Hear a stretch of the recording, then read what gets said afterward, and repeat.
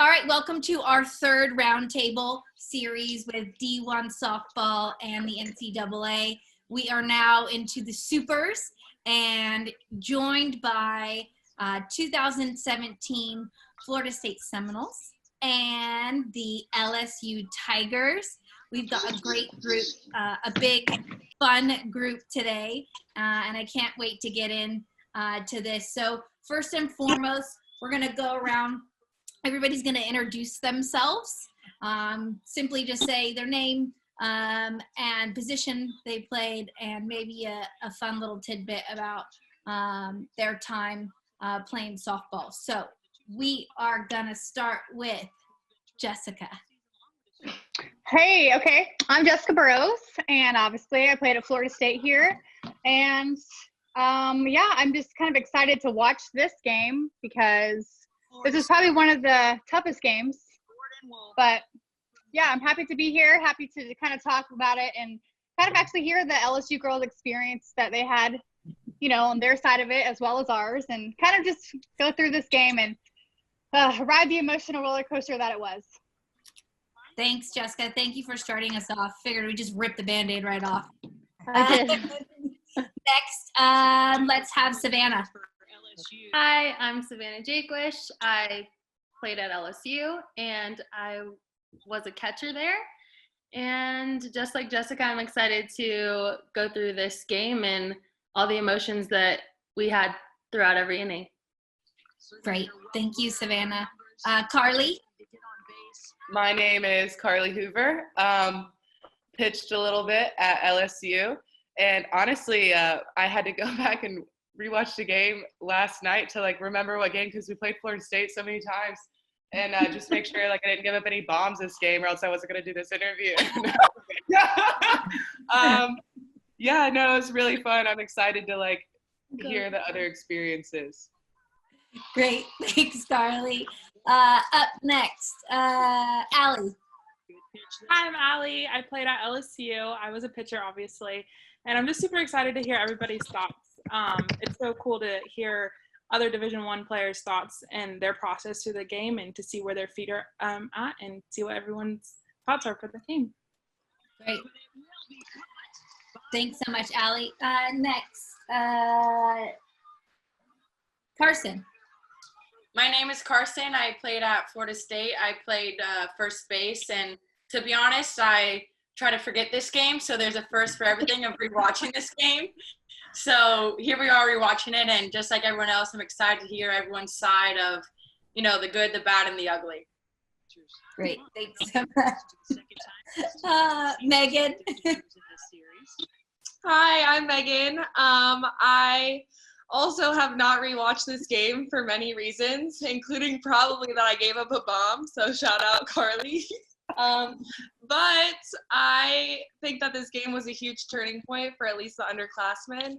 So as it stinks probably watching back, what happened after the game and kind of the turning point. And me, Callie, Carson, and just kind of leading the team from the next season onward was awesome. So yeah, looking forward to watching it back. Great, thanks, Megan. Who are we missing? Connie? And why not give the ball to Walt Jasper again? Did you say me? Yes. Oh my God. I'm so sorry. Okay, I'm Constance. I'm so sorry if y'all cannot see me. I promise I'm here. I'm trying to find a way to make this look good. But anyway, yeah, no, I'm like everyone else. I'm looking forward to hearing everyone's mentality and the way they thought throughout the game, and just excited to have some fun on here. So. Great, thank you, Constance. Who are we missing? I'm Ellie. Ellie. Yeah. I played second base. What else am I saying? Oh, I went to Florida State, played second base. Yeah, I'm super excited. This is my first time watching this game, so I'm really excited to watch my career end years later. No, it's all good. Thanks Ellie, for having me. Thank you for being here. And last but not least, Coach Alameda. Yeah, Lonnie Alameda, coach the Seminoles here. I have watched this game over and over again, but that's the coaching side of it. We all want to go back and see what we did well and what we could do better. And as much as you hear the Florida State players talk about the sad side of it, the same with the LSU players at some point, but all of us on this call right here have such respect for each other, and it's so much fun to play at a high level. So the passion that we're going to see in the circle and big plays throughout this game is going to be so cool for the girls to show the insight to how hard they worked for their moments. And there's been so many moments in the years that we've played LSU. So really excited. Tara, thanks for having us. Thanks so much for being here, Coach. So we're in the bottom of the first already, right? Let's talk about your time in college, because you were a few years out at this point. Who wants to lead us off? How about you, Savannah? Can you talk to me about what it was like to play for LSU? The 2017 team was really special. Obviously it was my senior year, but I think we really found our personality as a team, and we were, really working well together. So it was a lot of fun just playing ball with my teammates. And obviously here against Florida State, when you're playing at the highest level, it's going to be really fun games. And so yeah, I had lots of fun playing there. Great. And then on the other side from FSU, how about, who wants to talk about being a Seminole? Jessica? Well, that's all Jasper can do. She can frustrate you as a hitter because she's very difficult to time. And You're muted, Jess. It's very rare that she's muted, but. Am I muted? Sorry. There we are. Oh my gosh. I am so distracted. My niece is like trying to feed me some applesauce, but okay. But my time at Florida State, like Savannah was saying that, am I still muted? No, but it's totally normal. This is JB. This is oh yeah, this is 100% me. But anyways, so let me see if this will get better. Whatever, no. Okay, y'all can hear me though, right? Yes. Okay, cool. So just like Savannah was saying, I think that 2017 team for Florida State was the exact same, just a special team. When I look back at it, it was like everything was clicking. We had the leadership, we had the chemistry, we had everyone loved each other. It was just such, I look back in the whole year, it was just the great team camaraderie, just everything you kind of wanted. And then I know it didn't end how we wanted it, but I don't know. I think looking back on it, that season was just a building point for the next year's season too. But just looking back on my time at FSU as well, I actually did a Zoom call today with the team, and they showed this video that was made about myself and with Coach Alameda. My dad was on there. I don't know. It was really weird, and it just kind of was perfect tying into this because I got to recollect. Oh, it's okay. I got to recollect over, my time there and kind of think about from my freshman year to my senior year. And I think that I could speak for all of you guys when I say that we all grew so much. Like I look back at my freshman year to my redshirt senior year, and I'm just like, I was a total different person, but I am so thankful for my time with them. And even now I still look back, and that was probably the best time, most growing time, most emotional time in my life. And I am thankful for it every single day. Great. Thank you, Jess. JB, nice diving play in the first. Oh my gosh, that diving play. Sorry, there we go. That diving play, I swear, it was like a trip. I like tripping fell, but I caught it, so it's fine. It was probably the most athletic thing I could possibly do, but unathletic at the same time. And then this. So Alex Fowler just hit a double. That was after Allie struck me out. Yeah. What was that last pitch that you struck out on? Do you remember? Some kind of spinner, her off speed. She got me on it all weekend. Yeah, what was your plan against Allie? Against Allie, yeah, she threw so well all weekend, man. She's really, really tough to hit off of because she can throw 3 speeds and she can throw them all for strikes. So our game plan kind of was going into that game, like you got to pick a pitch. You can't hit the drop ball and the spinner and the rise ball. Otherwise, she's just going to tear you up all day long, which some of us still did that. But, yeah, so we really just went in there, tried to stick to one pitch and just get our swing off for our team, one pitch, one time. And it was really tough to do. So, yeah. And Allie, you're in the circle right now. What were you thinking going into this game? Because this is the third game of the series, and you'd thrown the previous two. So what were you thinking going into this? I was just basically thinking of changing something up a little bit from the previous game. FSU is probably one of the hardest hitting teams to face as a pitcher, as a lineup, because they're so strong 1 through 9. And so they either have power or they're just always finding a way to get on. So trying to keep all my speeds, different speeds, and making sure that I'm just keeping them off balance. So that was pretty much my goal going in. I think our plan as a whole staff changed so many times just because they are so strong 1 through 9. So it was definitely hard, and it was hard just the next year too. So it was fun though. Good battle. And what was your favorite pitch to throw for, let's say, a strikeout? I mean, Savannah, you could jump in here too because you guys worked together on that. Carly, I mean, obviously you can jump in as well. But what was your favorite pitch to throw? My favorite pitch was definitely my off speed, just because I could command it really well, and it was fun throwing it, especially when batters are off balance. That was my favorite to watch. And how was that to hit that off speed? Anybody? Not fun. Like, she had a remote control controlling it, so that's how she could command that pitch so well. I think this game was actually really hard. Like, they were talking about our stats, and up until this point, neither teams have hit a home run. And I think someone told the umpires that because throwing strikes this game was kind of difficult. So, yeah, Allie did a great job of just throwing her spinner pitches and over the plate. So that was awesome.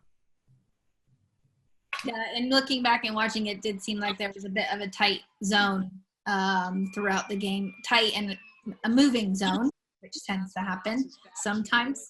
So we've got runners on first and second, and this is the bottom of the first. And Carson, you up? Do you remember this at bat? Not at all. Like I said, this is my first time rewatching it, so I mean, I guess we can go through it all together, right? Do you remember when you're in the box, like against Allie, what were you thinking?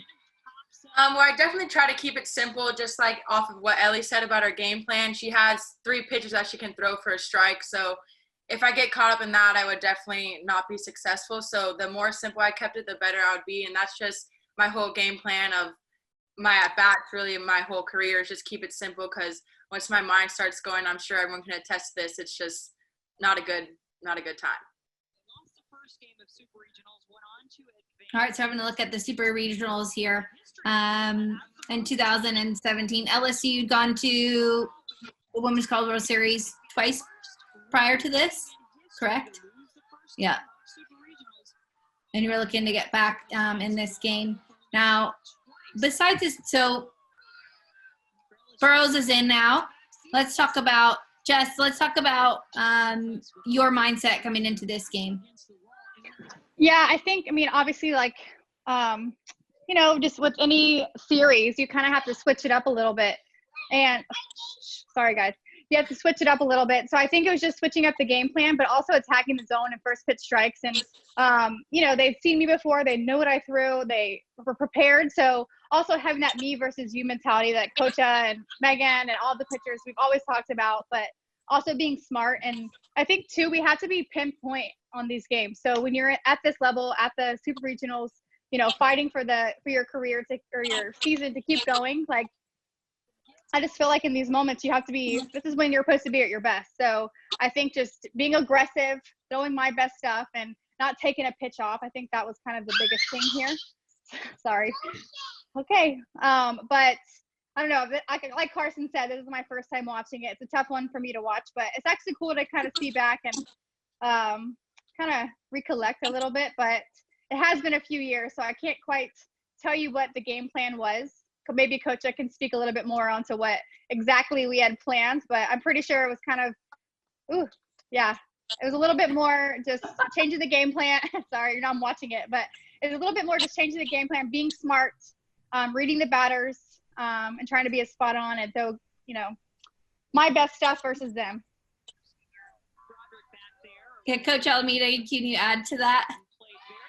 Yeah, I mean, we were struggling a little bit with the curveball. So everybody knows when they're going to come in, they're going to see JB's curveball. That's pretty much there's no secret. LSU knew that. And they were fouling it off early where if I'm sure like Savannah could talk about, the first time you see your curveball, you're swinging through it. But eventually when you're starting to get it, your timing's getting there, and then you have to change things up. And when JB went out there, you can tell we're losing it a little bit. We're trying to try to find the zone. So I know that JB and I were talking through the game, through these moments, like, all right, we got to maybe throw the drop ball a little bit, maybe work the rise ball out of the zone, because they're definitely taking their hacks. And even Doyle there, she pulled a curveball down the line. So we didn't have our best stuff that day, and we had to figure out how to pitch with effort and heart and have the defense show up.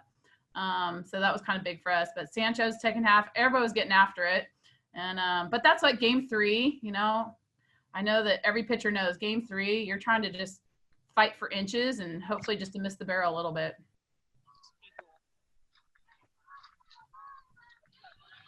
So this is great. Game 3 in the series. Anybody, was it, if you're looking back, was it kind of head to head the whole time? Did you feel like, oh God, you guys had played each other a lot. Yeah. What was the feeling when you kind of got into this game? We're like, this is game 3. Were you exhausted? Were you just like, oh, what is gonna happen at this point? I feel like we were pretty evenly matched. We're talking about Ali mixing speeds, but JB has this devastating curveball that it looks like it's coming behind your back and then ending up on the outside corner. And then she has her drop ball and her rise ball. So of course, she can mix speeds as well. And then they have their hard thrower, which is Megan, and we have our hard thrower. So I think either team could have gone to the World Series and competed well. And this is just gritting it out, which is pretty cool to watch. Yeah, I think too, I agree with you, Savannah. I think that when I look back at this game, it's just game 3. It was like fighting at the nail. Just both teams are battling back and forth. And I feel like I felt that. Now looking back, I felt like that whole game, I felt that pressure. Like, I just think that entire game, I didn't get a deep breath because it was just, you guys were coming in, we were fighting back. It was just a battle the entire time. And you honestly didn't know who was going to come out of this one. It was a really good matchup, I felt like.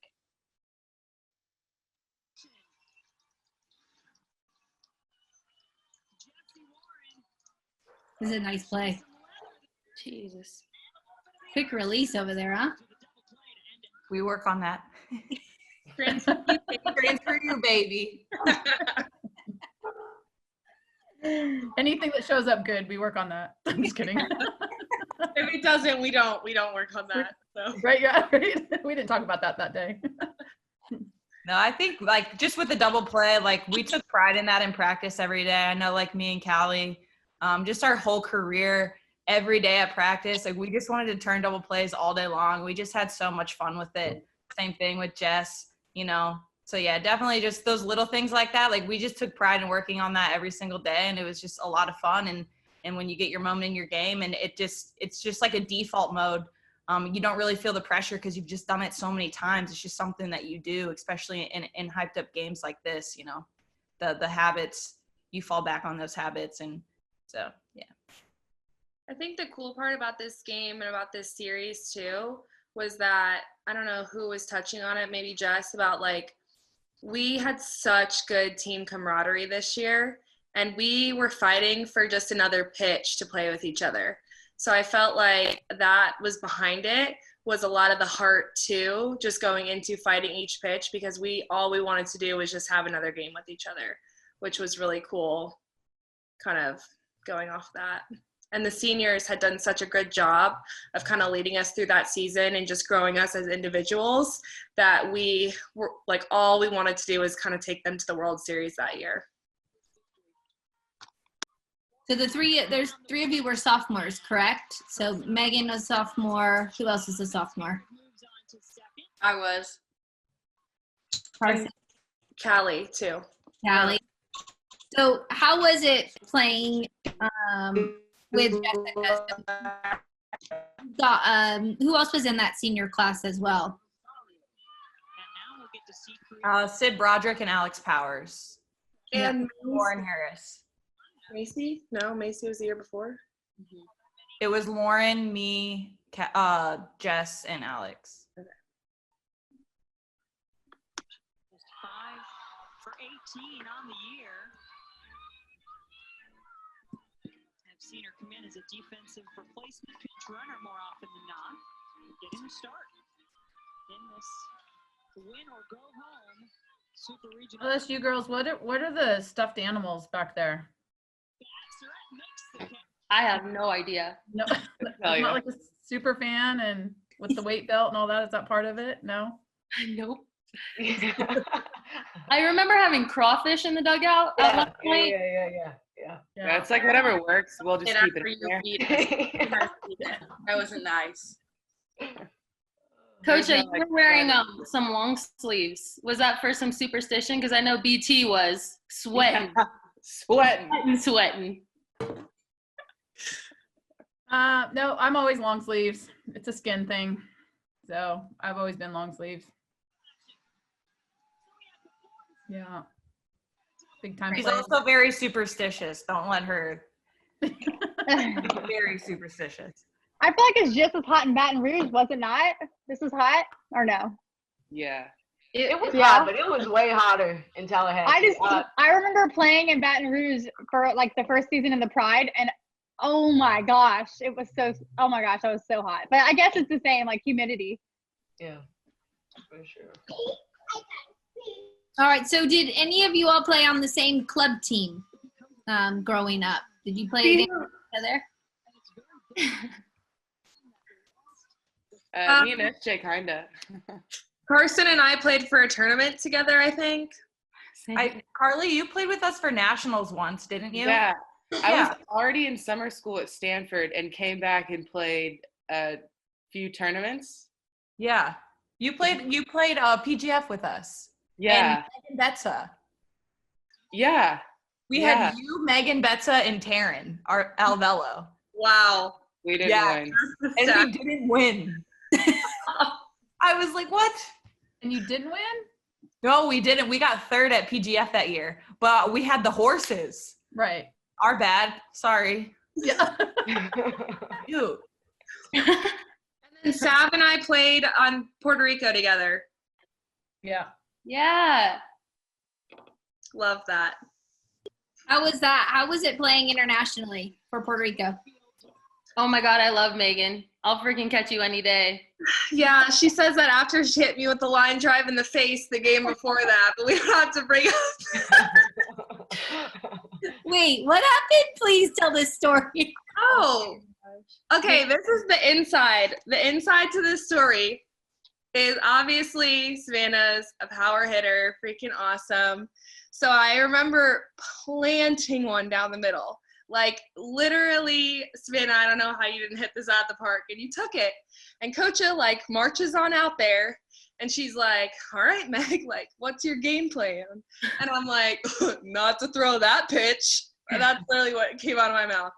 And she goes, okay, like, seriously, like, come on, Meg, what's your game plan? And I was like, totally throw out of the zone. If she chases it, cool. If a walker, whatever, go after the next hitter. Because I think, was Bailey behind you? So it was like lefty. So then Coacha goes back in the dugout. What do? Throw a fat pitch, and then I take it off the side of the head. So that was. I didn't even run to first. It like ricocheted off your face, and like someone caught it, and then I took a step and I started like running towards you. Like, did I kill you? Are you okay? Yeah, Like, I didn't even know that Jess caught it. I just thought that we just had to go I don't know what happened in my head that time, but I just remember walking back to the mound and everyone was like around me like, the inning's over, and I was like, okay, I don't know what's going on, but whatever. Who are you? Yeah, who are you? But And yeah. I'm still going over, so that's great. I was over until this game, so. But yeah, playing with Savannah was awesome. Playing with Puerto Rico internationally, any international experience is just an absolute blessing. So that was incredible. And what tournament did you all play in for Puerto Rico? Worlds, and we Worlds. played in Canada Cup. Yes.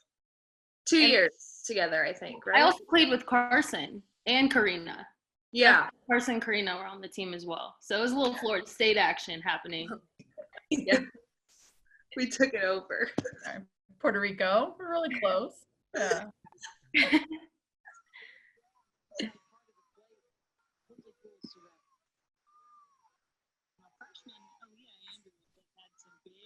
Aaliyah Andrews has Godspeed. Just so fast. This was her freshman year? Yeah, she's still playing. So She was a freshman? cute. Yeah, little baby. She made that great play and left earlier, that diving catch. Unreal. Does it in practice every day. Does she? And it's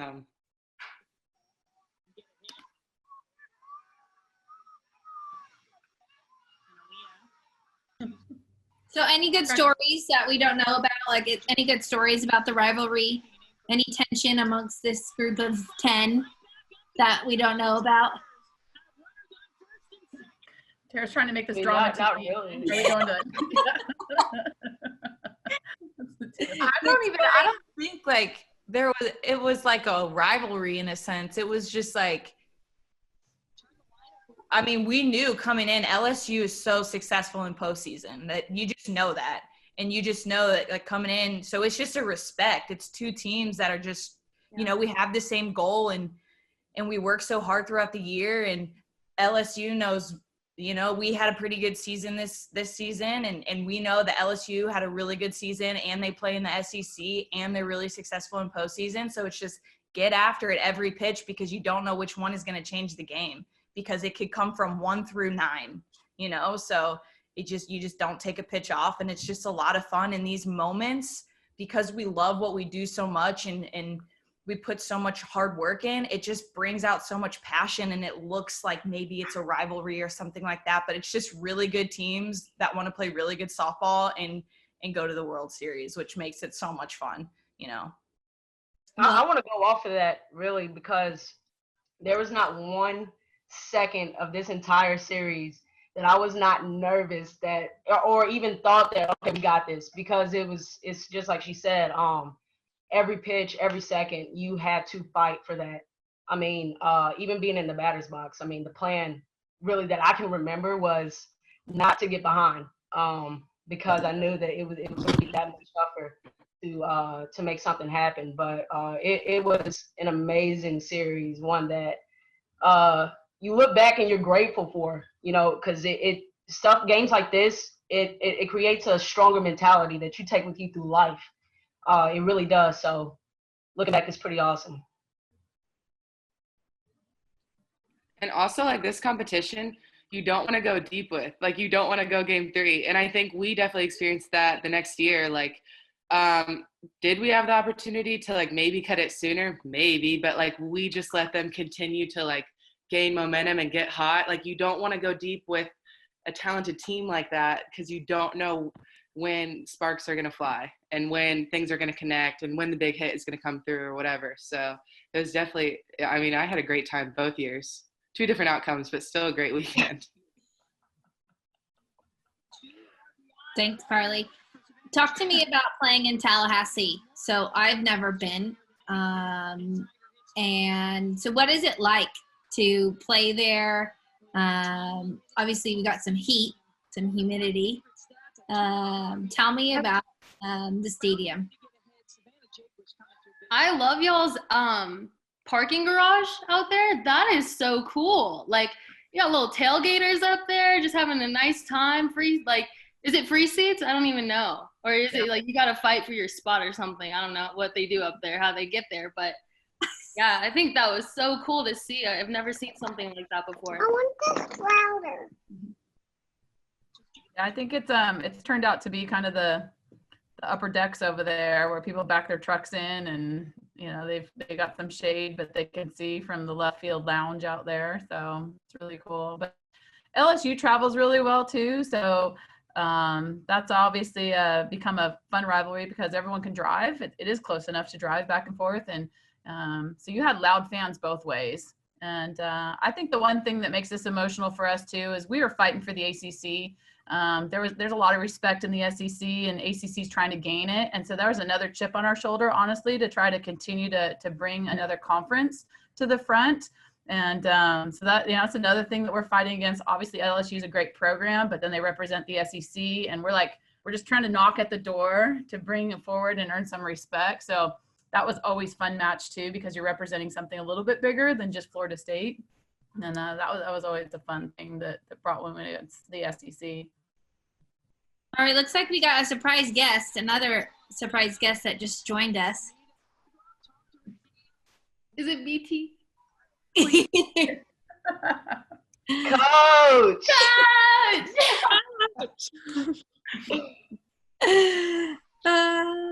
You look tan, Coach. LSU. Thank you for joining us. Can everybody see her? Yeah, big fan. Hi, Beth. Hi. How are you guys? Good. I'm crashing the Been party. waiting on you. I didn't know about it. I'm crashing the party though. So Welcome. We're in the top of the third, and we are losing 2-0. My last at bat, Allie Wall-Jasper struck me out again.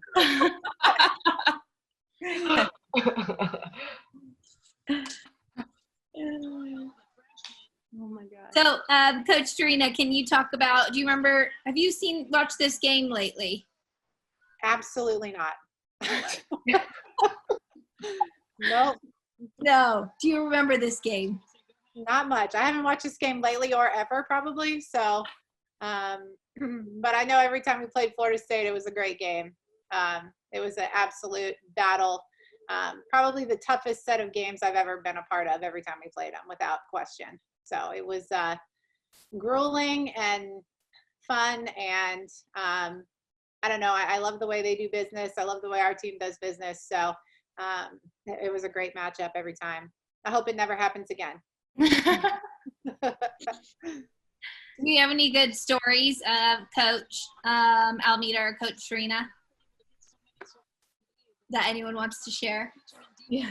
Well, I mean, our programs are pretty similar. We're both teaching programs. Beth and I know each other. That's the coaching world is a big family. I know Howard really well, their family. So we do camps together. So, it's always tough. It's like when your teams compete against each other in practice, it's like you want people to be successful and you want to cheer, but now you're playing against them, and, it's scratching and clawing. So I think the respect factor is on both sides. But, you have admiration also for how people do things. And so it's tough. It's emotional. You want to win, but you're also fans of other people and how they go about business, like Beth said. Carly, do you have any good stories about playing for Coach? Like in general? Yeah, any good stories that you'd like to share?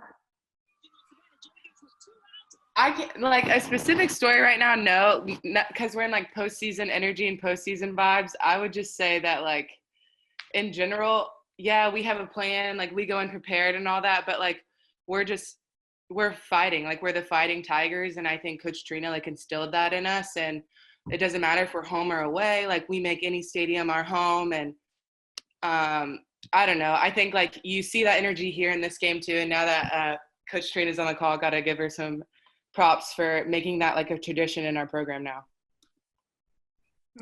What were you saying before I got on? Just saying. I hadn't said much.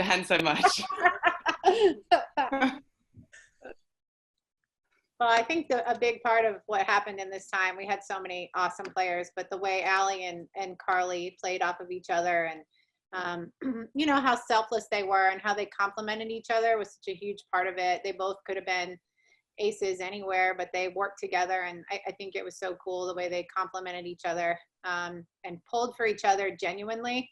You know, I know they set so many records. I know the most postseason wins in a career go to Carly Hoover. I mean, she's like the ultimate postseason big gamer. And then it seems like as soon as you turn around, it was Allie's series. You know, like it was Carly one year, it was Allie the next year. It was just, it was so cool having the two of them and how selflessly they work together.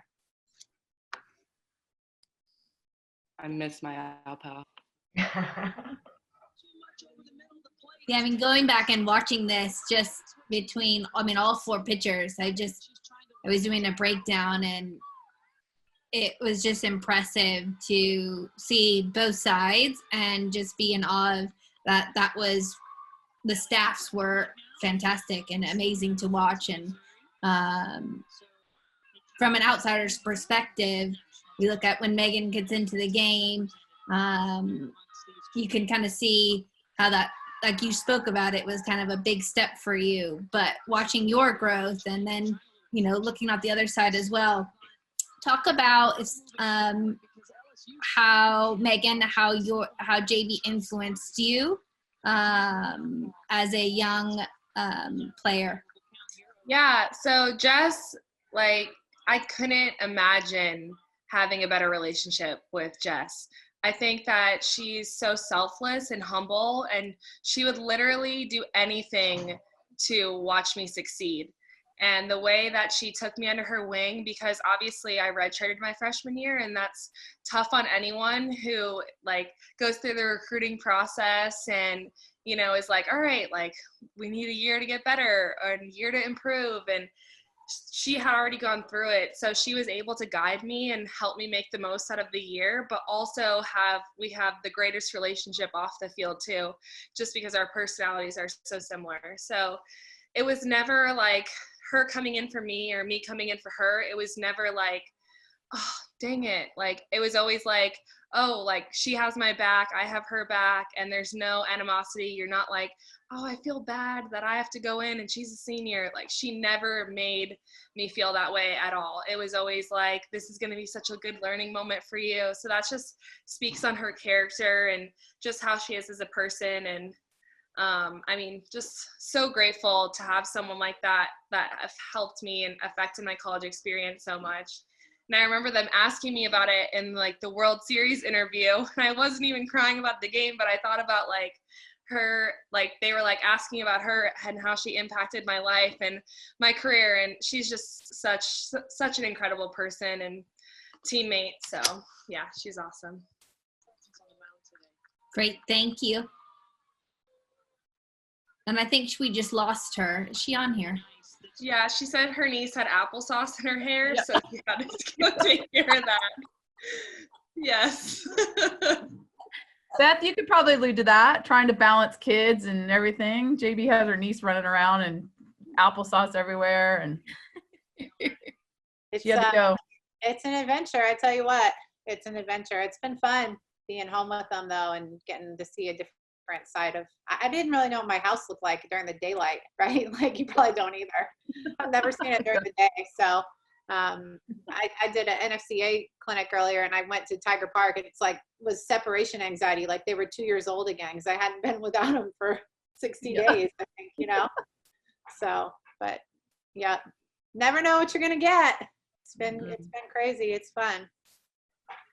Yeah, speaking of quarantine, does anybody have any good quarantine hacks that have helped them get through this other than being on Zoom all day long? Working out, for sure.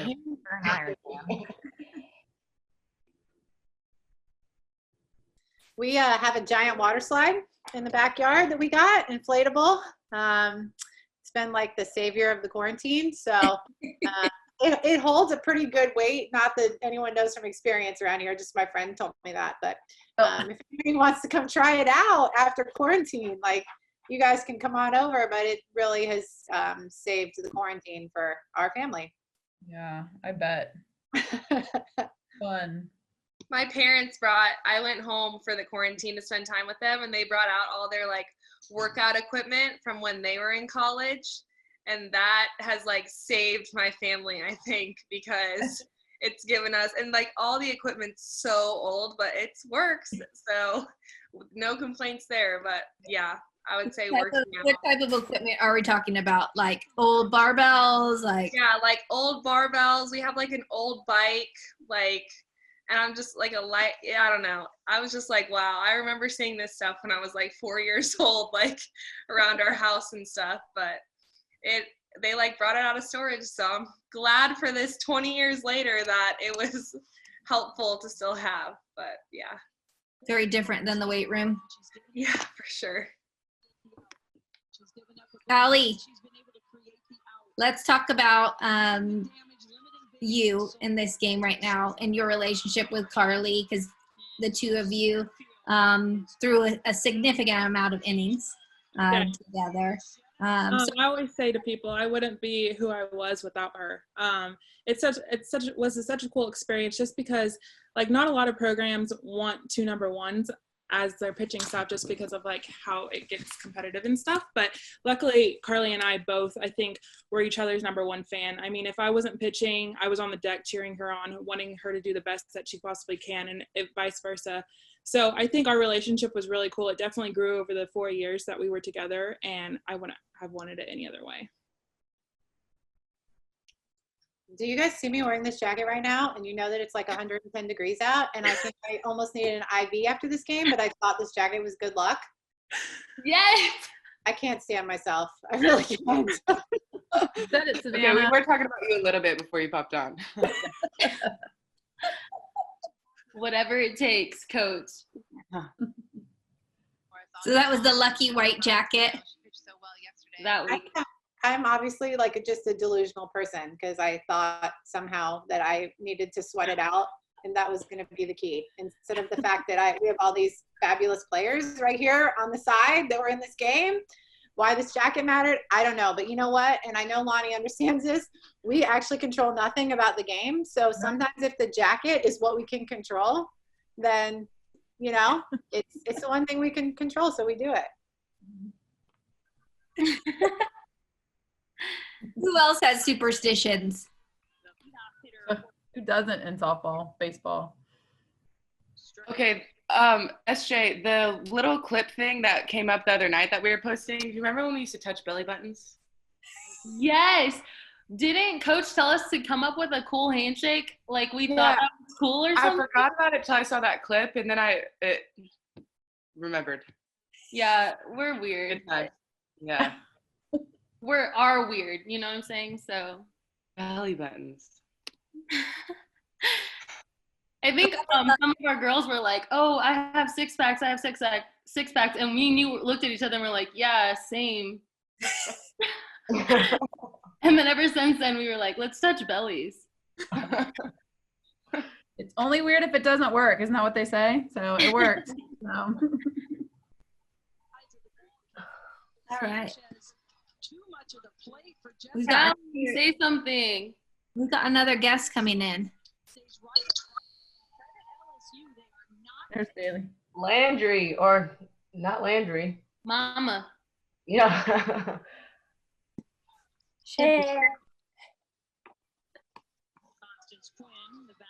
Hi, Bailey. Hey.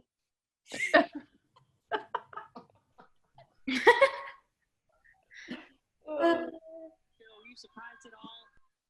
Morgan playing shallow in the outfield on that hit, got overhead by Sanchez. Well, you know, Jessica Burrows does not give up many hits in general. All right, it's top of 4. It's 2-1. What do we got? Runner on base. What we got? Runner on 2. Who's on second? Maya. Little Maya. Shamimi. Maya's awesome. She battled through chemo and all that stuff, so she's definitely an inspiration to the whole team. So when she gets on, like, it's firework time. She's a great person. Yeah, I mean, we play with her for Puerto Rico too. So on Savannah's note, like just watching her play is like so awesome to see her out there and just ball out. Yeah, I don't remember Like what to everyone that she's around for sure. Yeah, she would go and have chemo done, and then she'd come to practice and just be amazing. So she's absolutely incredible. I don't know how she did it. She makes you realize that even if you have it bad, someone can always have it worse than you do. So to never complain or make excuses as to why you can't go hard. I mean, she made me better. So it was an honor playing next to her and for her. So. Yeah, she definitely represents what we want to be as a program. You know, I know that Florida State has their standards too, and they're like Lonnie said, we have so many things in common, but one of our Tigers traits is grit. And I think about how she just represented toughness for us. She just made us tougher every day. Like she could get out, but when she came to the dugout, she was never like, oh, that was a good pitch. She was like, I just missed. I'm gonna get her. Like she was always just promoted toughness. Like she never came back like, ooh, that's a good drop ball. She always came back, just wait. So that was something that's so cool about her. It's cool to hear you guys that have played with her for your lives too have such cool things to say about her too. She deserves every bit of it. There she is. Bailey, can you hear us? I can. Sorry, I didn't realize you guys couldn't see me. Welcome, Bailey. Thanks, guys. Jessica Burrows has done so often this season. She goes Jess, take it easy, Jess. She's getting the applesauce out of there. Where's the baby, Bailey? I'm currently crying, so I have myself on mute. It's Daddy's turn to babysit, so y'all say a prayer for him. Bailey, how old is your little one? She is 2.5 months old. So, yeah, she was born right before all the virus craziness. Congratulations. Thank you. Yeah, awesome. Congratulations. Thanks. And Bailey, I think you just tied all-time or surpassed all-time hits. You just missed it. Third inning. Gotcha. Yeah, I think I tied it. Yeah, in this game, and then don't want to spoil it for later innings.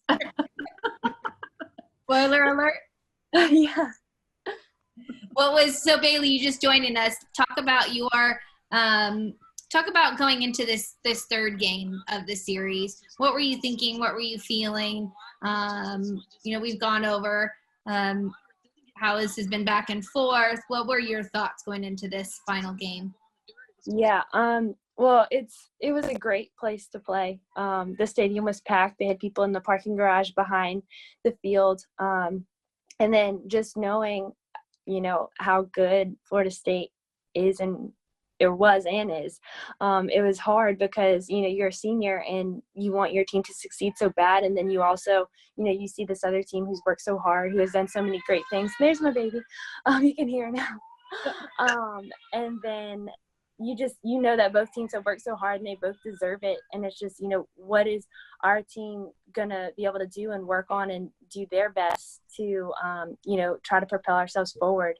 And, as a senior, I think it's a special thing too, because your career can possibly be over after the game. And so, definitely there was a lot of different emotions running through the whole process, but definitely, it was a tough competition, and we knew that the second we heard what the bracket was going to be and everything. So definitely owed to them. And I remember almost feeling bad because I was like, they just deserve to be there so much. But obviously I was so happy for our team, to advance through this. But it was an awesome atmosphere. It was so competitive, and it was exactly what you want to see as a fan and want to participate in as a player. So. And Megan, you just entered the game. We're in the fourth here. Yeah, I don't know why I was sprinting through my warm-ups. That was definitely that you always do. What do you mean? I'm like watching that back, like maybe a deep breath would be chill here, but no. Didn't we already talk about Puerto Rico? You're Puerto Rican. No. Yeah, you're so Puerto Rican. Yeah, right? Really, we don't discriminate on I'm this just kidding. call, okay? You know I love you. Oh, I love you too, Abby. Ugh.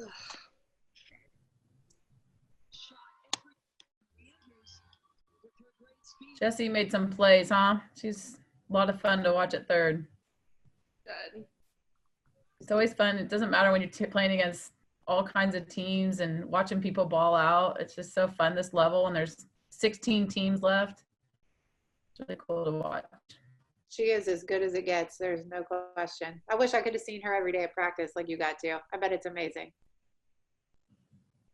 Yeah, she was it's fun. funny. She never really got the recognition until later.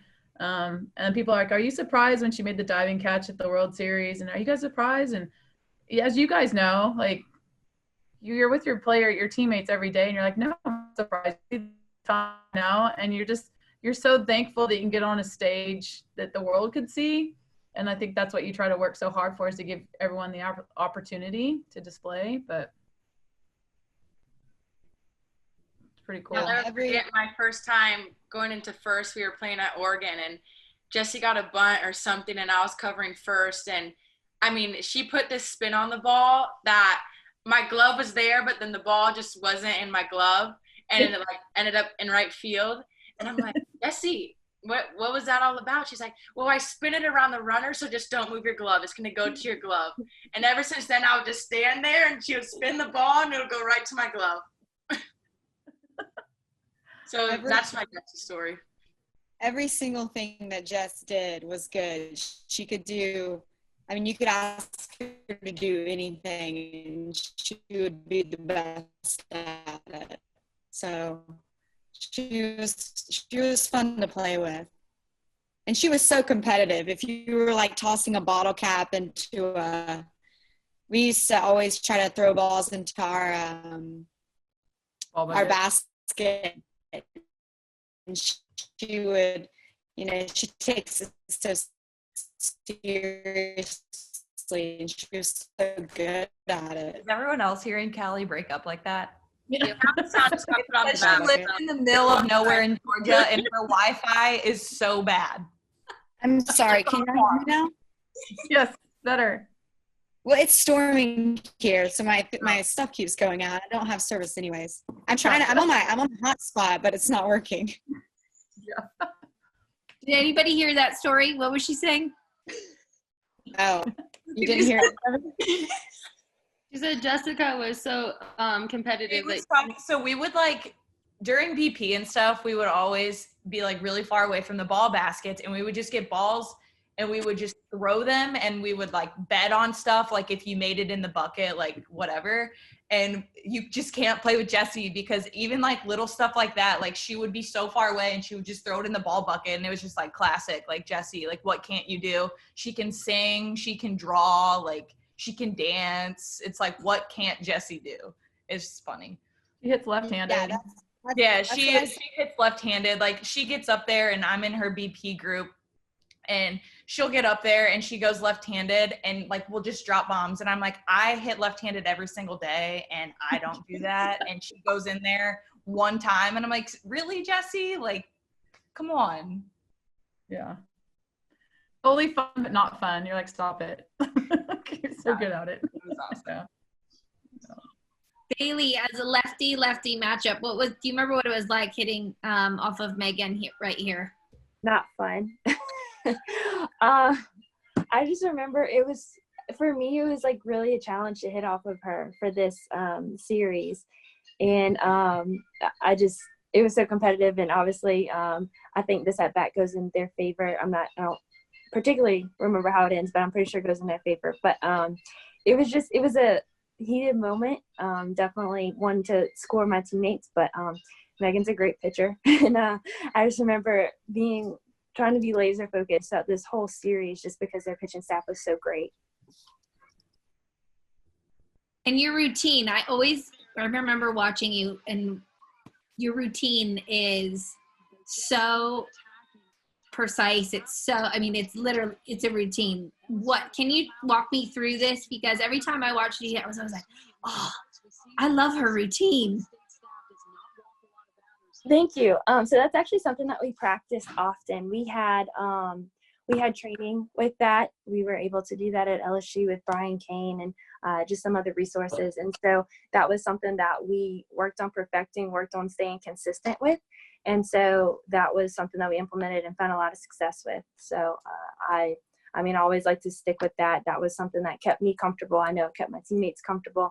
We all kind of had our little things, but definitely for me, I knew that when I played my best, I was in control, I was relaxed, and just focused. And so it allowed me to just kind of stay in the game and not get too high or too low. And so I love that we were able to have that opportunity to get that training and be able to implement that into our game.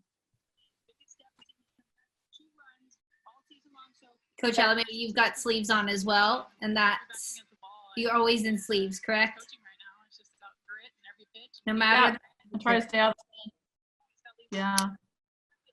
Skin cancer, it's in the family. Try to stay out of it best I can. I even tuck my ears. Everyone makes fun of that. Tuck my ears in the visor. Anyone else do that? I tuck my ears. Yeah. Got to keep your ears. The top of your ears, you don't want them scaling off 10 years. No, my head's so big, my ears don't fit.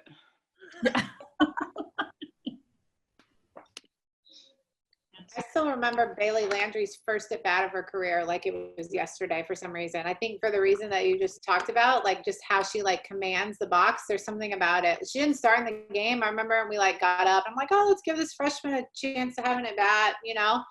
And it was so good. I thought, wow, like this is going to be a special kid. Like that first at bat, for some reason, I can still see it like in my brain, like it was yesterday, and I don't remember anything anymore. Like my brain has been deleted since I had these kids, but it really stood out to me, and it proved to be true. That's for sure. So the fans, FSU Seminoles, explain this to me. Chop. That's the chop. Yeah. Explain the chop. So the chop is, it's kind of, so the Seminoles, we actually represent the actual Seminole tribe, which is super cool. So part of that is we do the war chant, and when we do the war chant, we do the Seminole chop with that. So that's what you see them doing. What it is a thing that will replay in your nightmares for like years and years to come. And it's something that like sticks with you, and then you start like cheering it. Like here's a secret that no one really knows. They have this thing when they're like going to strike someone out, and they say K time, K, right? My family tortures me with it, and they're like bath time. Torture me with this because they know that it's in like my nightmares to hear the Florida State cheers. And guys, I really do. Like, that's not meant to be offensive. That should be a compliment to you, hopefully. That actually was started from the Animals, who are like a group that is really passionate about Florida State baseball. And a few of us we're watching a baseball game and kind of like got to talking with them, and we're like, you got to come over to one of our games. So they brought the whole squad, and some were in the parking garage and some were in the stands, and they kind of started that year, which was awesome because they get the whole stadium in baseball chanting that. So it was kind of cool. I'd like to see that over the next few years just progress. But it's awesomely miserable if you're the other team. I know. I feel like I think of the gator, that's the annoying one that I get in my head. Also a nightmare.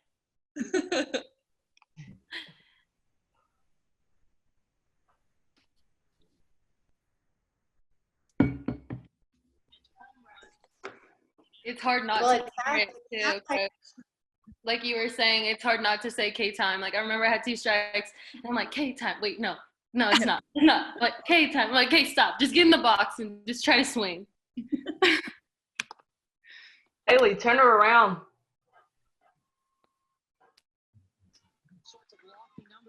So who was the jokester on the team, or who was always like keeping it light, keeping it airy, keeping it fun? Connie. Constance Quinn. Yeah, and what would she do? Dance. Have conversations with Bianca Bell that were what were they? Fake Spanish conversations. Yeah, and then they had alter egos too. Okay, let's just stop it right there. Wait, when did y'all get in a fight? What game was that? That was at JMU. That's too soon. I'm just kidding. No. Connie plays with passion. Come on, Bill. Appreciate that. All right, Florida State, we just scored our second run of the game. At this point, we're at the bottom of the fourth inning. LSU pretty much has led most of the game, but this feels like it's a bit of a turning point in the game. Did you feel like you were starting to get to Allie at this point in the bottom of the fourth, or what were your thoughts at this point in the game, if you remember? Yeah, I mean, in any game, we just play pitch to pitch. Like, we play one pitch softball. So it didn't really matter what the score was. We just knew if we just keep getting after every single pitch, like, someone's going to get their moment and someone's going to get their swing off on that pitch, and you can change the game. So like when you play softball, you never know which pitch it's going to be.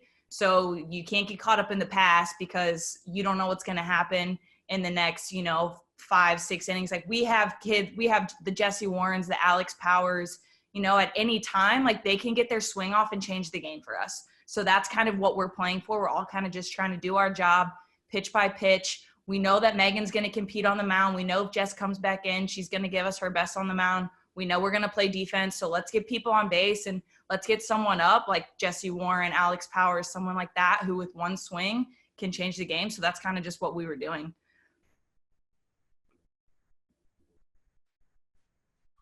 And Allie, at this point, Carly's up in the pen. Do you feel like you're in control of your pitches still, or you feel like you're spinning the ball pretty well right here? What were you feeling? Yes, I was definitely still feeling in control, but I mean, at any point of the game, whether we're up 4 runs or up by only 2, you just never feel comfortable facing the lineup that Florida State has. I mean, even up with the lead that they just 1 through 9 can do any kind of damage at any point of time. So I don't think that entire game I ever felt comfortable. But yeah, Carly was warming up. I was pitching the last game and I came into this game. So I definitely knew that they were starting to kind of get to my stuff. So having Carly coming in and giving it a different eye was what we needed. And Coach Alameda, you had Playman in the 1 spot for most of this season. And I think in this game she went to the 9. And that was to get Warren some more at bats. She's basically a leadoff hitter as well. Was that the idea there? Yeah, we'd move around the lineup every now and then, just kind of basing it off of who we thought we'd face, who matched up well, defensive stuff. I mean, this is game 3. We've seen each other so much. It's just a matter of kind of playing the chess match right now. And, of course, Jesse's, she can run a little bit too, so it's really nice. I mean, she doesn't look like you see her body type, but she was just the all-around, could play, could field, could swing it, and smart. So you definitely wanted to get someone like that in the top of the lineup, get the last couple at bats if you needed it. But yeah, just scratching and clawing, just trying to hope one could fall in, maybe someone get hit and someone come up with a big swing. I think both sides were looking for that momentum. Both sides were looking for those breaks. It was a big round of boxing matches. A lot of people throwing punches and getting after it. So fun. Bailey, would you like to introduce who's on your lap? Yes, this is Bobby Joan. This is my daughter. She's new to the world, 2.5 months old. She wanted to join us. She likes to watch softball. Thank you. You. Thank you. Welcome, Bobby. You probably are going to be on this screen one day, I would have a feeling, maybe. Good for you, Bailey. I can't even imagine having a kid right now, and I think we're the same age. She's awesome. She's awesome. Yep, her daddy was a college baseball player. Mom was a college softball player. So hopefully she likes softball. Nice. Goals. Yeah. Did your husband play at LSU? He did. Yes, he did. He's a little bit older than I am. He graduated when I was a sophomore. Saying hello. So I want to know who's going to throw BP when it gets to that stage. Well, we already decided. He has defense.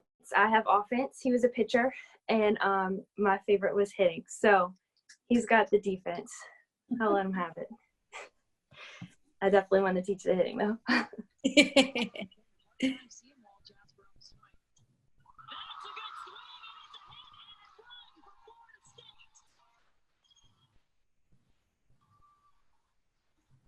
Okay, Ellie. Finally.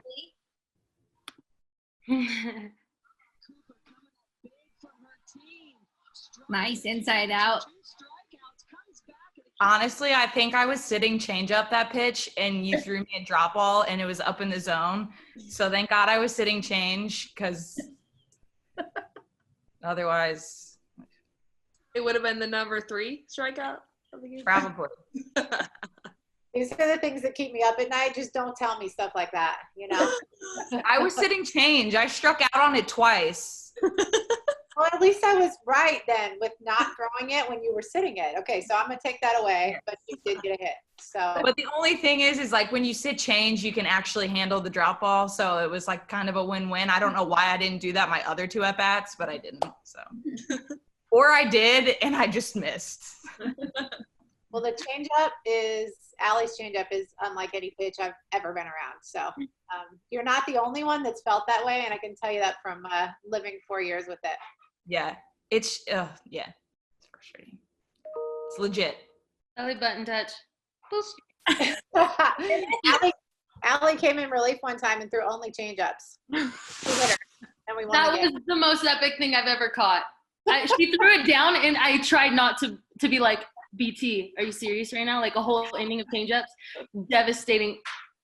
Who was that against? I remember that because I remember being in the outfit like, oh, she did it again. I thought I was getting the wrong sign. I was like, I have the wrong card. There's no way. It was against Missouri in the conference tournament. Oh, shit. Yeah, that was awesome. Freaking shit. Can't relate. No, you just jammed all of us. Every time Megan jams us, yeah. Bailey got one of your change-ups, Kinger. I still lose sleep over that pitch, throwing that pitch. I know, me too. But The one good one, thank you, Bailey, of my whole career. I think you hit a triple on it. Too bad that one didn't go to the back. If it makes you feel better, I don't look at spin. I just swing if I think it's a strike. well, there was no spin, Bailey. It's okay.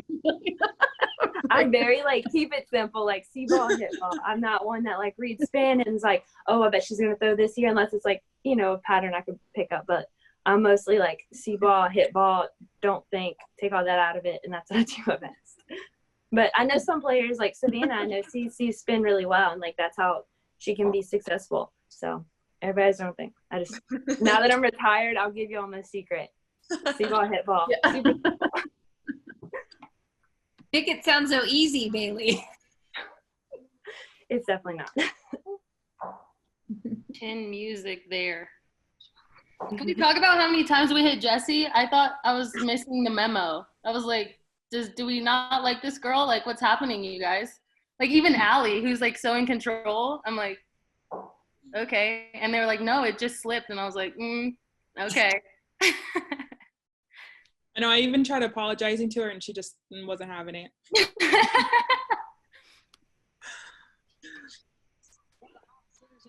That's the competitiveness. For sure.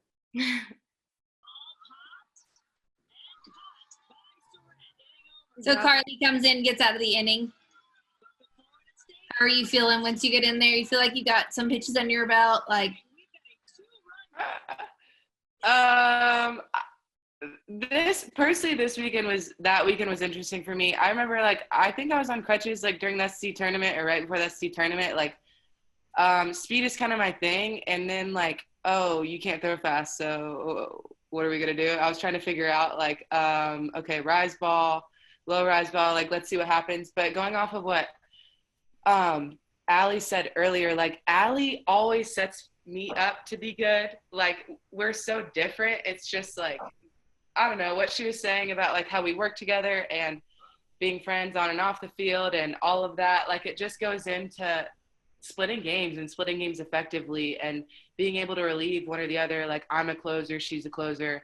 I'm a starter, she's a starter. Like, it was just such a great relationship. And, like, whenever we would swap out, it was never like, I'm in, you're out, I'm out, you're in. You know what I mean? It was like, all right, finish this. I left runners on, my bad. You know what I mean? Like, it was just a very, like, it was a great vibe, great energy, great partnership. And I don't know, I wish we could play another game. But yeah, I think I was just trying to throw strikes, honestly.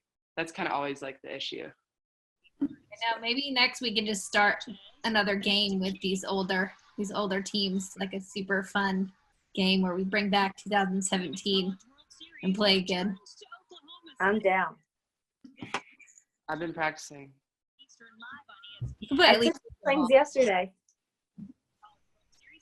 Well, since we're rewatching the 2017, we got to play the 2018 one. I don't want to be on that call. That literally, I have never felt more exhausted than after game 2 of that series. Like, I legitimately think that I fell asleep on the bench during game 3, not because the game was boring, but because I literally did not have anything left, which is my fault because, I mean, Shemaya hit a grand slam off me, so that was the whole game continuing was my fault, so I deserved it. But oh my God, I was so exhausted. Yeah, it was I hot. feel you on that. And then yet again, every new inning, it was like, here, let me just walk this batter just to start.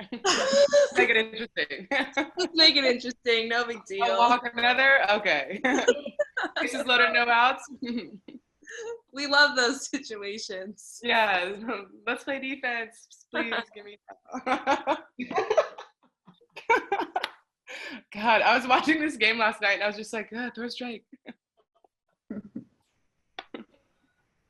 Coach Trina, how was it? Like, we spoke a little bit about your pitching staff, but this team, this 2017 team, what kind of set them apart looking back, if you can remember? I know you've got loads of teams that you've coached over the years, but what was special about this 2017 team?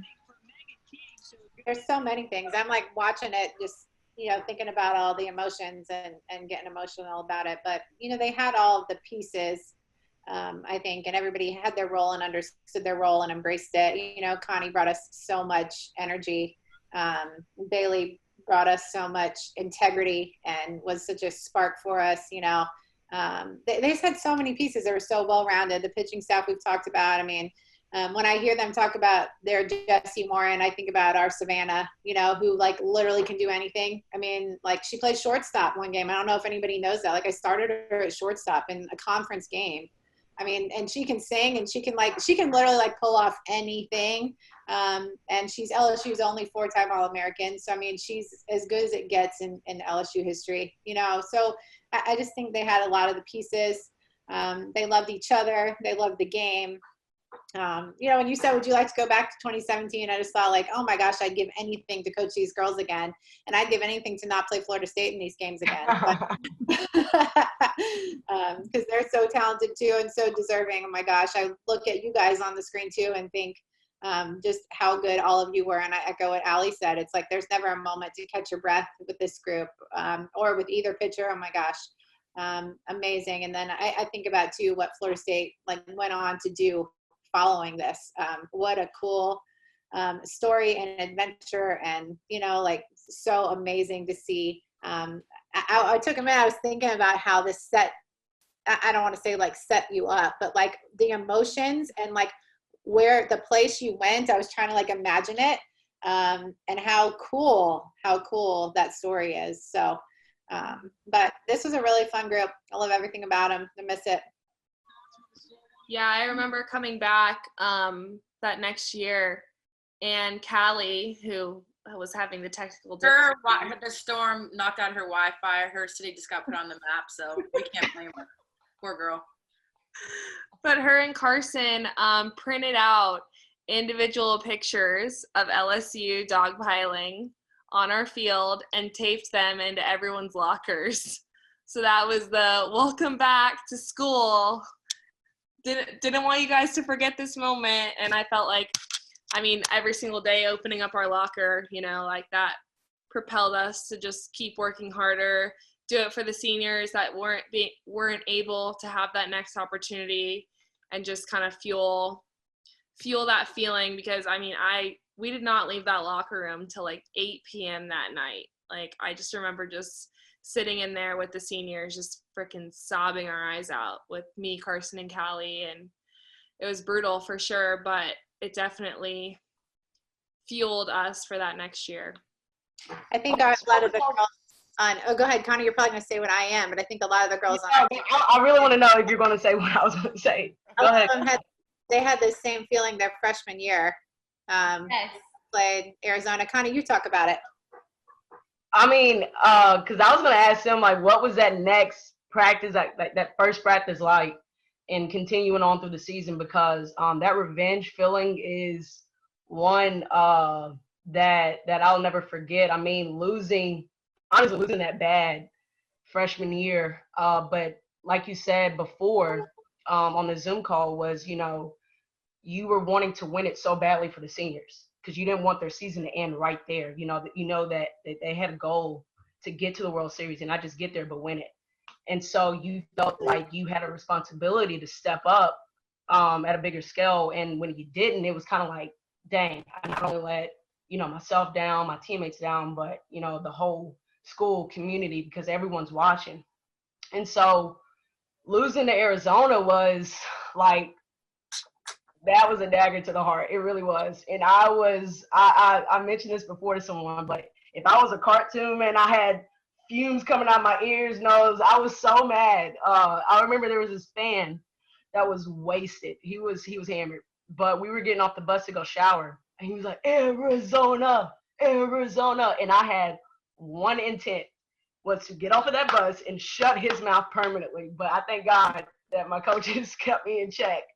But after that, it was, you know, that next practice, the next year was, you know, my mind was set on getting to the World Series. So, but yeah, I definitely wanted to know, like, what was your mentality throughout the, you know, the season, like that first practice, what was it like? I think going off of that, like you said about playing for the seniors, I know, like what Megan just said, that we were legit in the locker room till like 8 p.m. that night. And like to this day, I'll never forget, we had to take off, we legit had to untie Ellie's cleats, take off her cleats, take off her uniform. So just the culture of Florida State and how they led us, like I didn't skip a beat coming in my freshman year because of the way they led the program. So I'll never forget this. After we lost this game, I think it was Callie and I, we walked down to the left field line, obviously super upset, and we're like bent over, and Coach grabs us and she's like, you guys have to get it together. You guys still have 2 more years. You guys are gonna be big for this program. And then that just really stuck with us. And I think it stuck with the whole team of, you know, the seniors, that was their last game. Yeah. Obviously it sucks, but this is a big learning moment. And moving forward, I can definitely attest to the fact that this really helped us in our 2018 season. And the NCAA was just trying to do something to us by putting us in the Super that year. Again. So talk about coming full circle. I mean, again, it could have gone either way, especially with you guys having the momentum with that first game, but still so much grit and competitiveness, and yeah, so cool. Yeah, Constance, I'll kind of a little bit about our summer became a little more purposeful. So all of a sudden I started getting pictures of players working out at home, posting pictures, and mindset didn't even start at practice in the fall. It started in the summer. And it's kind of funny when you have purpose for something bigger, all of a sudden workouts mean a little more, nutrition means a little more, everything leads a little bit. So it's kind of cool that, I mean, both programs worked their tail off this year. And if there's one thing that we learned, we didn't really enjoy the moments because we were on such a mission that we stopped to really like enjoy a win or enjoy each other. And so the lesson was, it's not guaranteed to you if you do everything right.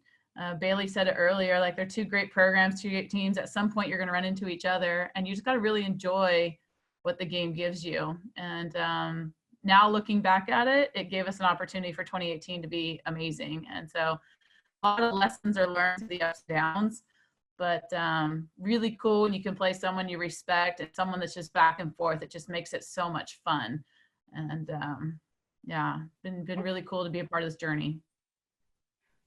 And I don't know if I can speak for everyone, but I do know that for myself personally, after that series, like obviously I was very excited to go to the World Series, but then just I felt this tremendous weight of like, we just knocked out Florida State, and knowing all that you guys had done that year and like just the program that you were, I felt like I almost had to like carry your guys' like legacy into the World Series. Like I felt like I was like, okay, if we're gonna do this, we have to show up and really do something great, because this team that deserves utmost, recognition for this year and so much success, like we have to do well, almost because like, we're there instead of them. And so I carried you guys as, I don't know what you want to call it, but I feel like I carried you guys with me to that World Series because I knew just how much you guys like worked hard and deserved to be there. So I don't know if that helps any. Yeah, no, thanks, Bailey. Cool. That's nice.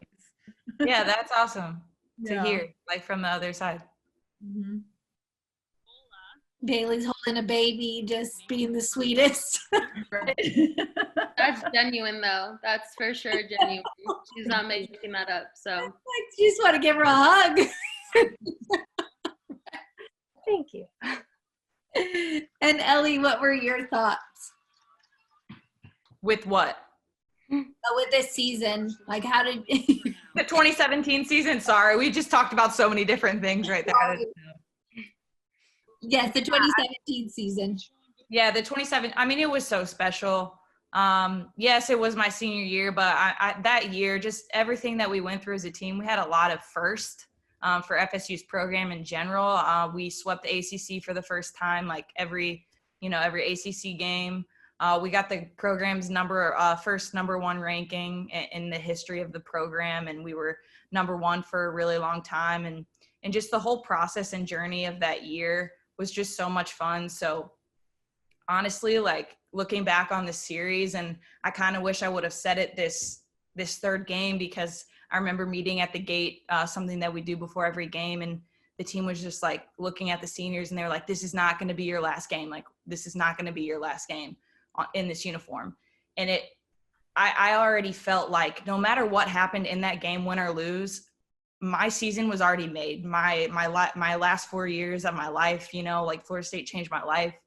We had already accomplished so much this season, and it's really more about like the relationships that I made and all the memories that I made.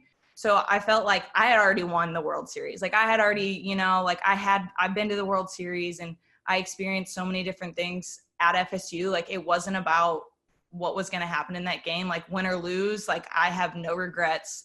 And I loved everything about my time at Florida State. So, going to the World Series that year would have just, been a bonus, a really cool way to go out. But everything that I've done and everything, all the people and things we had done in the 4 years, so I wish I kind of would have said that, at the gate to take some of the pressure off, because I definitely think that, Megan and Carson are talking a lot about, playing for the seniors, but it's not necessarily about us. Like it's not about giving the seniors one more game. Like they're just, it's about so much more than that. And I wish they didn't feel that pressure for the seniors, because I mean, win or lose, my time, was already made at Florida State. And well, I'm glad you didn't say that before, because I have tears in my eyes now. Me So if too. I had What the that heck?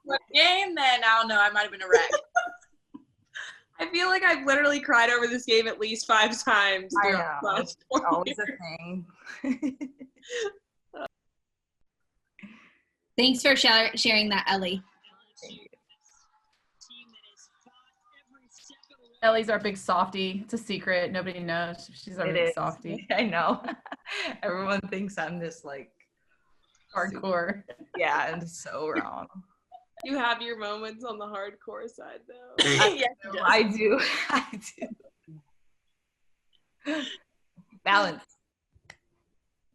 So we got a little rally here happening. And it looks like Coach Serena, you're coming out to the mound.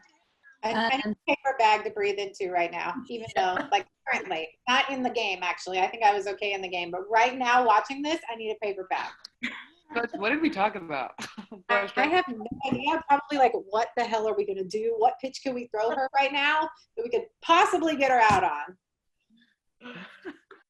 The inside scoop of pitcher coach talks. Yeah. This is just out. Who's That that? stadium was crazy. Yes, and I know exactly what we throw, and I know exactly what happens. So for all the things that I forgot, I know this one. Yeah, Jesse Warren's up, correct? Bases loaded. Carly, you remember this? Yeah. All part of the process. Yeah, and I'm thinking we haven't thrown this kid a strike all weekend, and now we're bases loaded, and we're going to have to throw her a strike. And the whole plan is to never throw her a strike. If it means anything, it didn't matter who was up to the plate. It was tough to throw a strike, period, in this game. Thank you for telling me that now and not. Yeah. I think I knew. All heart, Pretty coach. sure I had that figured out. You just gotta will it in there sometimes, like this one. I will say that's one thing about this team is, like, I mean, that's why they went to the World Series 3 times in a row, because they know how to win. Like, they just knew how to win. Like, they just understood how to win. They could go on the road. They could go to the toughest environments, and they found ways to win. Like, should we win this series? I mean, this sequence right here? No, but, like, we find a way to get her to roll over something. You know, it shouldn't have happened that way, but they find ways to win. That was what was so cool about this group and what they put together.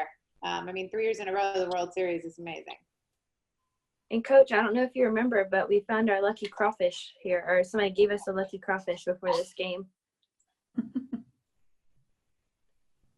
What happened, Bailey? You got a lucky crawfish? Yes, so that is the state animal of Louisiana. No, I'm just kidding. It's a local cuisine.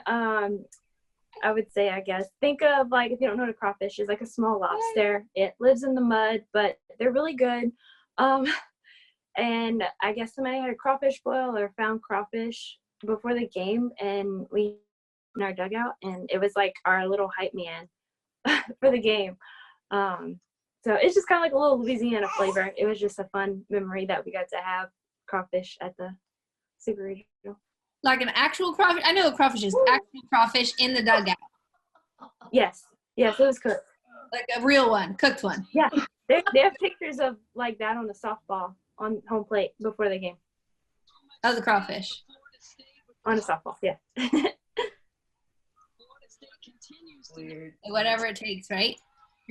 Absolutely. I mean, we had a fish. Why not have a crawfish from Juanita?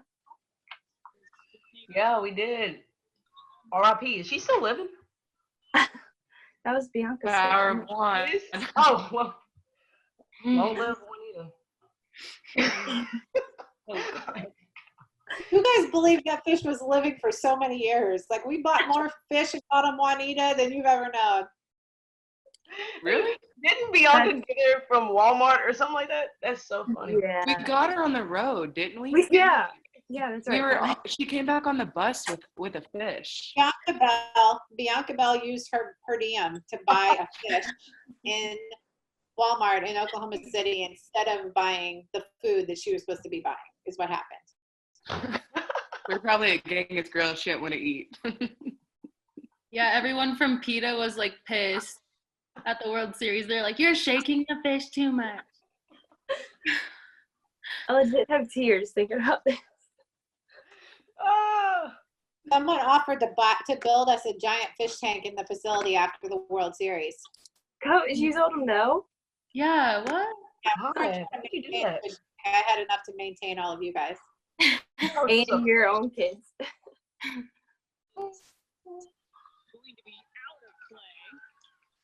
And Alex Powers, let's talk a little bit about Alex because she's not on the call. I think she's actually tied an all-time record as well for doubles in this game. What was it like to play with Alex? These two. Well, I know at bat, I just had her home run that I think she hit against Florida, maybe, like on replay in my head. I believe it was the year before. And I was just like, please don't hit it over my head because I just remember being like on the fence for that at bat. Oh, that's what you're thinking. Nice.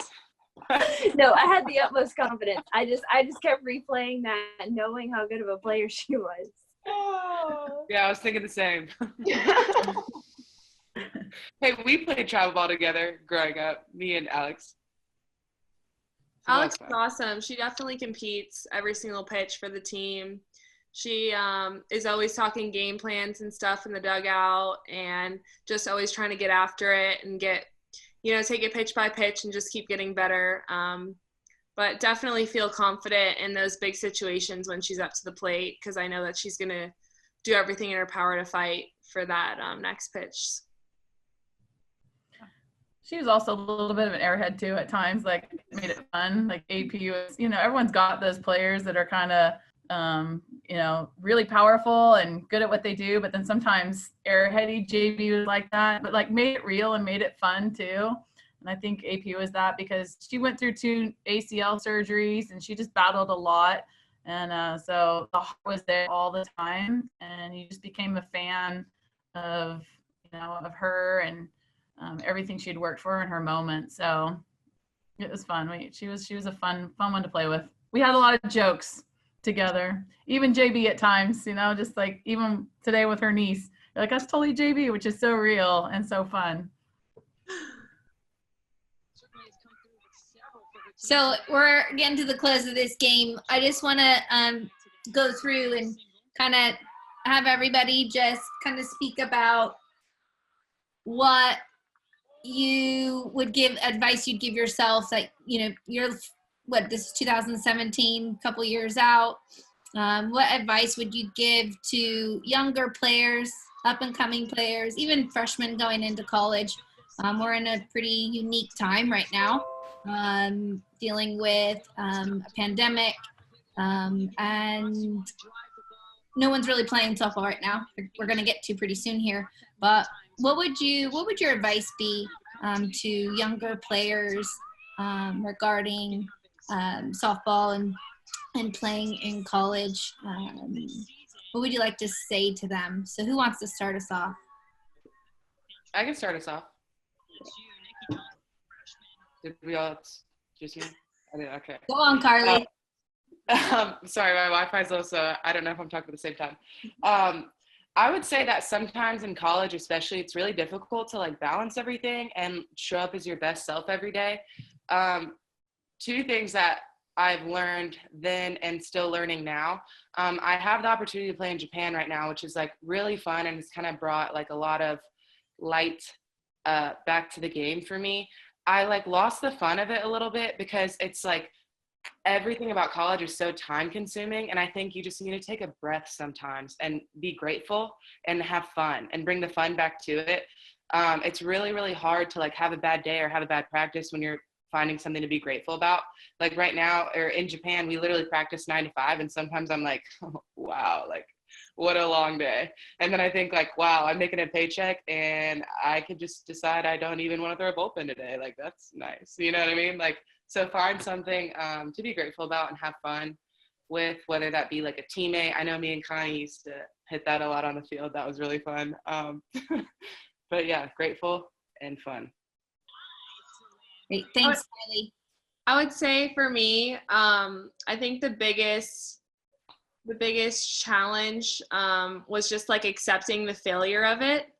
So like I watched back this game and I literally texted Kocha like when I was watching back that inning where I came in and I was like, oh God, I didn't know it was that bad. Like I apologize for that horrible performance. But I think it's just like there's so many learning moments like throughout my career, whether it was like literally just pitched like 7 or 6.5 like beautiful innings against Florida and I come in and like get walked off, or like this game, or like struggling in the World Series in 2016. But there like were so many moments, but I feel like if you actually really embrace the failure aspect of the game and find, even if it's one thing to learn from each game, I think that it will really help you as your success in the future. So just kind of like owning your failures, owning, the challenges of being a good teammate, stuff like that. And it'll only help you, because if you're going to sit there and just pretend it didn't happen or pretend that you couldn't be better for the team, you're never going to get better. So. Thanks, Megan. Bailey, after that triple. Yes. That was one of my favorite moments in college, I think, just because knowing the weight of the situation, and then just being able to get that insurance run, just to kind of solidify what we had going, I think was important. It was also the hit that I was able to set the new record for all-time hits, so that was really cool as well. I don't know if it was talked about prior to, but being at LSU was like my ultimate dream. It was where I wanted to be. It was where my heart was at. From day one, I didn't decide that I wanted to play college softball. I decided I wanted to play softball at LSU. And so to be able to, not only be a part of so much history with LSU, but to, or to continue, being a part of history at LSU, it means the absolute world. And so, in that moment, it was really cool. And then, I was fighting through, back against such great pitchers. And so just to be able to, have that moment for my team and just, give that extra little at the end was really special. It was one of my favorite moments in my career. So now she's got me crying. Thanks, Bailey. Ellie. Yeah, I think there's so many things, but I think just like with everything that's going on right now, kind of tying it into softball, it's just you kind of just have to take care of every day, like never take anything for granted. Anytime you can go play softball, anytime you have the opportunity to get better every single day, like you have to exhaust that path and just get better every day. Love what you're doing and who you're doing it for, and somehow, some way, the world will conspire to lead you where you are supposed to be. So you kind of just have to take care of every day and every moment, and take care to your teammate to the left and right, and you're just gonna have all of these little steps in the process that lead you to this place where you're like, how did I get here, and how am I so lucky to be where I am today? And I really think that's one of the best ways to go about it. And then when you do get that opportunity, wherever you go, doesn't matter where you go, junior college, D3, and D1, whatever, just leave it better than you found it, because you're lucky to be doing what you're doing. So that's probably what I would say. Thank you, Ellie. Allie, how about you? Not sure my video is not working, but anyway, I really think of to always be where your feet are at. It's so hard to get caught up in everything else besides where your feet are at. So I think it was just huge to know, like, knowing that you can't control what the outcome is for anything, but you can control what you can control for yourself. And then I always thought too is enjoying the process, enjoying the hard. It gets really hard, but the outcome of the hard is always a great ending for your goal in mind. Thank you, Allie. How about you, Savannah? I think Ellie said it best. I mean, kind of being grateful for every time you get to wear your cleats and step on that field, and sometimes things are going to get hard, but that's why it's so fun.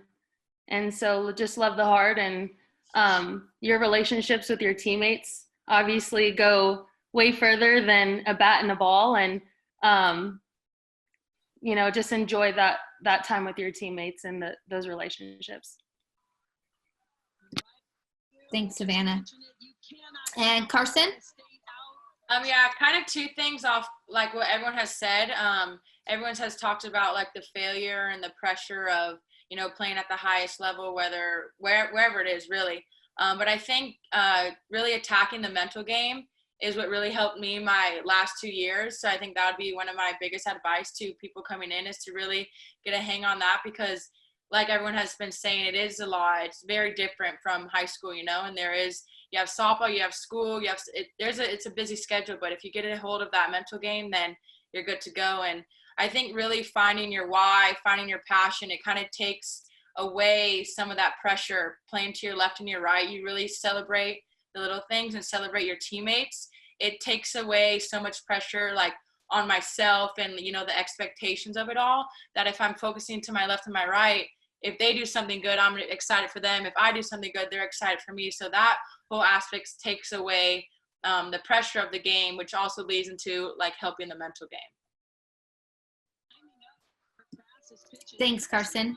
And Coach Alameda, we're on the bottom of the 7th here. We got a runner on first. In this moment, Forgot how to block. Is that you, Savannah? Yep. I'm pissed. It's fine. Sorry. Go ahead, Coach. I think I crossed you up a little bit. You can talk about your advice, but how was it leading this team? Like you said, we talked about this 2017 game and then heading into 2018 and eventually winning the national championship. Would you say that this point in the game was kind of that turning point? Definitely. I don't know if it's the game itself. It's just the season in general. We learned so much about ourselves with this whole journey. So I know for me as a coach, it was the hardest locker room I've ever been in my career. I've been in locker rooms with a lot of smiles and love, and this one had a lot of tears and disbelief. And as a coach, when you sit down and you ask your team to, you know, make sure you stay hydrated, get stronger, go to sleep at night, read your whoop, do this, and they do it. This team did it. They were all in, and I asked them to do it, and we didn't get the outcome. So it's almost essentially like I lied to them, and it feels like, you know, you sit there and you're like, gosh, like I asked you guys to do everything, and if you do this, the greatest thing will come, and it didn't come. And 2018 reminded me that it's not guaranteed to you, and it was a great lesson. And as much as this hurt, it was still a really good lesson to enjoy the journey, enjoy the process, and be grateful to, you know, so like all the girls have talked about. And thankfully, we were able to do it in 2018, so I can speak on both sides of it now. I don't know if we didn't win a championship, if I'd be able to speak on both sides, but I do know if you love the process, you know, and you keep loving it and grinding it out, there is good in the end and in the end of the journey. Yeah, I think loving the process is a huge thing, especially right now, for a lot of young players, athletes, and hopefully this break in time will, you know, allow everyone to kind of get back to enjoying that process as well. And last but not least, Coach Serino, what are your thoughts? You know, one thing that keeps coming to my mind is after the second game, we knew we hadn't done well against Burrows in game 1. Is that right?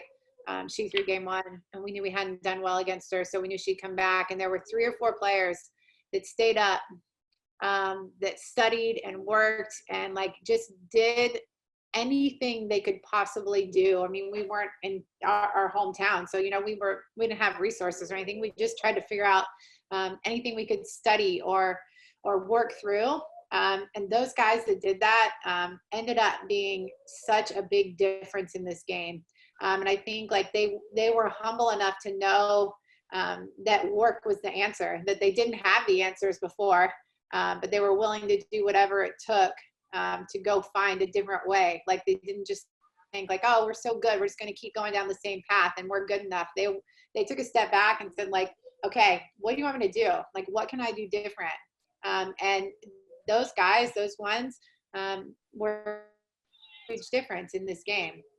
they were the difference. And I think one cool thing too is you see this last out in left field. For 3 years in a row, that the last out was in left field to go to the World Series. So we've seen this play quite a bit, and it's a really special thing. It was a special group, so it was a lot of fun and awesome moment. And Connie, how about you? You know, if this year has taught us anything, it's you're not given tomorrow, and a lot of things are out of our control. So all you have is right here, right now. And you know, my motto lately has been every day that I wake up and that I'm blessed with life, I got to be better than who I was yesterday. You know, because you never know who's watching. You never know who will be impacted by just you being you. You know, being the best version of yourself. And so having the platform that I did at LSU, it gave me the opportunity to be a better version of myself, because it's just, as we've said many times before, that you're representing more than just you. And Coach taught us that, embedded that in our heads. I mean, honestly, that it's not about you. And my favorite thing that she's ever said was, is putting LS over you, and understanding what that meant. Like I said, the very things that I learned in the game of softball throughout my career at LSU, I'm taking with me now. I'm teaching kids now. I'm using that same mentality and training kids now, and helping them to develop as an athlete, develop as a person, as a human being, because that's really what this world needs, is better people, love, and ways just to make each other better. So. Thank you, Connie. And so quickly at the end of this, I just wanted to thank you all for joining and watching the game and chatting about life and softball. And yes, it's about the game, but it's also about this, bringing everybody together and catching up and looking back to moments in time that were pretty special. And I didn't play for Florida State or LSU, but watching this game, I watched it pretty, 4 or 5 times. I felt like it was just both sides, like just being on both sides. It was back and forth, and I had so much respect for both programs. And I watched it 5 times, and I enjoyed it every single time I watched it. And it's because you all are so incredibly talented. You played with integrity, and you're just really fun to watch. You all compete and have that burning desire to win, and that comes through in all of these games. And I think that's why the NCAA chose one of these games to highlight, because you can see that back and forth battle. And so thank you so much for being a part. And one last thing, moving forward, what would you like to see on one of these roundtables? Like, what would be your choice? Like, what team, which person, which coach would you like to see on a roundtable like this? Thank you guys so much. That Oklahoma-Florida game was a good one. Oklahoma, Florida. Yeah, I would love that dynamic. Yeah. Any coaches or players or old school, any of those? I think it'd be cool to just have like all of the, like, just like a really big mix of coaches, like from the 90s, the 80s, 2000s, and just like how times have changed and how coaching student athletes has changed, and just how everything has evolved, because this softball world is so big and there's so much knowledge, but it is so small. And I know that it would be possible because of just how the softball world is, and they're always so willing to kind of, give information. I think that'd be really cool. So coaches over generations. Go ahead, Megan. I think that these are just so cool too, is because like the relationships are so much bigger than the game, and you can watch this and like all the feels come back of just like, but like we're all connected in some way. And I know that through internationally or through social media or through like going to my friends who play professionally, like it's so cool to connect with all these different like incredible women that are playing this sport, and just kind of like having these memories of playing against each other, regardless if you're friends before the game or not. But I don't know, like just like the connection of it is really cool. Great. Thanks, Megan. Sarah, I would love to see your old coach be on here. I've heard so many stories of how great she is, and I've never got to personally meet her, but all my Bruin buddies, the ones from the past, they speak so highly of her. So I would love to be able to see her and kind of hear a little bit of what her mind is like. Coach Inquist? Mm-hmm. She jumped on a little bit of the 92 game between Arizona, UCLA. She was on there for a little bit. But I think maybe we can get her on here for a full game if we can find a good one from the vault. I'm sure maybe there might be a good UCLA game. I'll have to look it up. We'll find it. Might be. Yeah, I'm sure there's a few. Any UCLA Arizona matchup back in the day, good games. Yeah, I think 1994. Yeah. I'll throw out the 04 LSU team with Coach Gerard. They only had 13 players on the team. They barely could fill out like the roster. And Kristen Schmidt was the World Series MVP, and they didn't even win the championship. So I'm gonna throw out 04 LSU Coach Yvette Gerard from something in the World Series. I know there were a bunch of good games. I remember that. I was playing during that. That's a good one.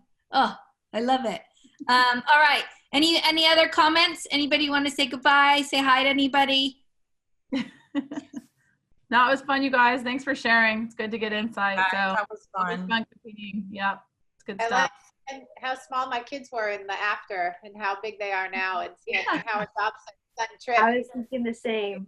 He's taller than Howard now, and he was walking around as a little kid, and it wasn't that long ago. So I like seeing those guys grow up as a part of this program. It's so fun how these girls embrace them and raise them and care for them like their own siblings. And that's probably my favorite part about this job is having them integrated with the team. So that was fun to see them at the end.